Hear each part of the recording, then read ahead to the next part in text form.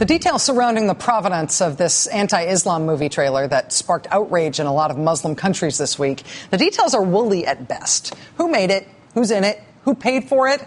And is there even a full-length movie that this 14-minute trailer clip supposedly is promoting? Initially, it looked like the filmmaker was a guy named Sam Basile.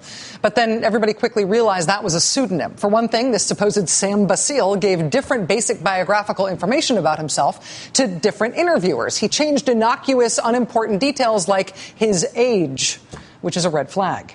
He also said he got his funding from Jewish donors, 50 Jewish donors, and that his film budget was $5 million.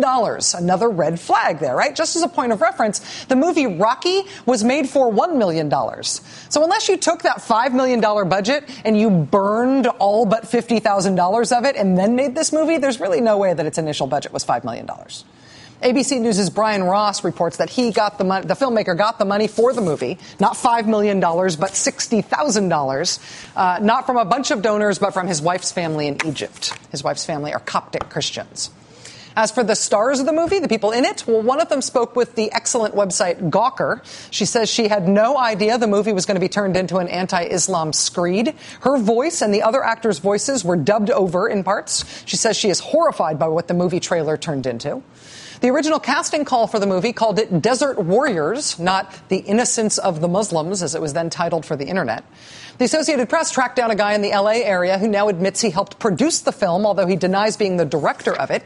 In the 1990s, incidentally, this guy pled guilty to drug charges and served a year in prison. 10 years later, in 2009, he was convicted of bank fraud and served time in prison for that. Interestingly, there's a chance he violated the conditions of his parole if he did make and distribute this movie trailer. But amid all the confusion about the identity and nationality and basic biographical facts of who the filmmaker or makers might be, amid the questions that still remain about this crude movie that nobody has seen, it is still true that somebody put a 14-minute anti-Islam trailer with the production value of a flip cam video of a VHS tape of a cable access show on YouTube back in July. Nobody much noticed it at the time, but it was then rather lackadaisically promoted by an assortment of low-profile anti-Muslim bigots in the United States. It was then redubbed in Arabic by someone. It was then picked up by a website in the UK. And then it was promoted on Egyptian Arabic language television in a way that led some to believe that the film had at least been implicitly endorsed by the U.S. government. That broadcast in Egypt was this past Sunday, and it was 2 days later when an estimated 2,000 people first showed up at the doorstep of the American embassy in Cairo. Unlike the deadly attack on the U.S. consulate in Benghazi in Libya, the breach of the U.S. embassy in Cairo does seem to have been the end result of a pretty massive but pretty organic protest of people who were just mad about that film. On the first day of the protest, thousands of people climbed over the embassy walls. They removed the American flag, which was flying at half-staff to mark the 9/11 anniversary. They burned that flag. They replaced it with a black flag with white lettering, very similar to the flag of al-Qaeda. Luckily, nobody was killed and no injuries were reported in that big protest. And, of course, this isn't the first time a provocative public expression about Islam has sparked unbridled and full-throated outrage and violence. In 2005, the Danish newspaper that published a dozen cartoons depicting the Prophet Mohamed, a couple of other papers around the world republished them, and in response, violent protests erupted for months and months. Churches and embassies burned and bombed in Pakistan and in Nigeria. An estimated 200 people died over a period of about 6 months.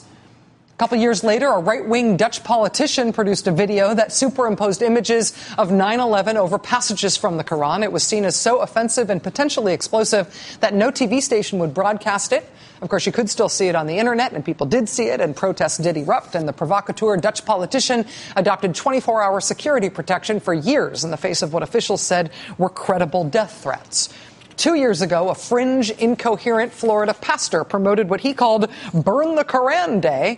That spurred days of protests in Afghanistan, ultimately killing 9 people. This past winter, Hillary Clinton was visiting Egypt to mark the reopening of a consulate in Alexandria. She was greeted there by protesters throwing shoes and tomatoes at her motorcade. The protesters were reportedly incensed because of a weird right-wing rumor started in the United States. U.S. officials say that the secretary was surprised to learn that there's a perception in Egypt that the U.S. manipulated the recent elections in favor of the Muslim Brotherhood. That perception in Egypt that somehow Hillary Clinton was the #1 fan of the Muslim Brotherhood, that she was pulling the strings that led to their election, that perception was fabricated on conservative American blogs and talk radio shows. And even in one cobwebby, conspiratorial, dank corner of the Republican caucus in the United States House of Representatives. Hello, Congresswoman. Protests continued today in Cairo and in Yemen and in Iran. Some clerics in Pakistan called for protests in Pakistan tomorrow. YouTube today announced that it will restrict access to its site in Egypt and in Libya. YouTube's also been blocked indefinitely in Afghanistan. But of course, YouTube does not have the power to make people unsee what they have already watched. And nobody has the power to force a civilized detente between provocateurs and the angry mobs who give them meaning. The lead blog at the New York Times has been doing great coverage of this story since it started, including monitoring local media and local social media in places where these protests have been happening. The lead blog at the New York Times yesterday, I think, rightfully flagged this tweet just as a representative sample of sort of on-the-street ideas about this stuff. This tweet from somebody in Tunisia who was observing a protest there over this stupid film. The tweet says, "And what if mocking Islam was illegal, just like Holocaust denial? U.S. Embassy, free speech? Just asking." That is an important point for understanding this international rage directed at our government for something our government had nothing to do with. Of course, I mean, looking at this tweet, denying the Holocaust is not illegal in the United States. It may be in some places. It is not here. No speech is illegal in the United States. But that is a hard thing for other people in the world to understand in a world where governments often do control speech. They do control the media and the arts and broadcast. So when Egyptian television is reporting that there's a bigoted, crude American movie insulting Muslims and insulting Islam, people who don't understand how American free speech works will think that the very existence of the movie in America means that the American government okayed it. It looks like it is officially endorsed because it has not been officially banned. We do not ban speech. Even stupid and offensive and provocative speech, we don't ban it. Beyond all the chest thumping by politicians right now about standing up for the right of free speech in the face of these protests, the fact is that no American official is not standing up for free speech. Nobody's apologizing. Nobody's denying American free speech rights. But that's not enough. What we ought to be wanting them to get right is not just defending free speech, but explaining it in a way that makes sense to the world. Now it is time for the last word with Lawrence O'Donnell. Have a great night. Thanks for being with us.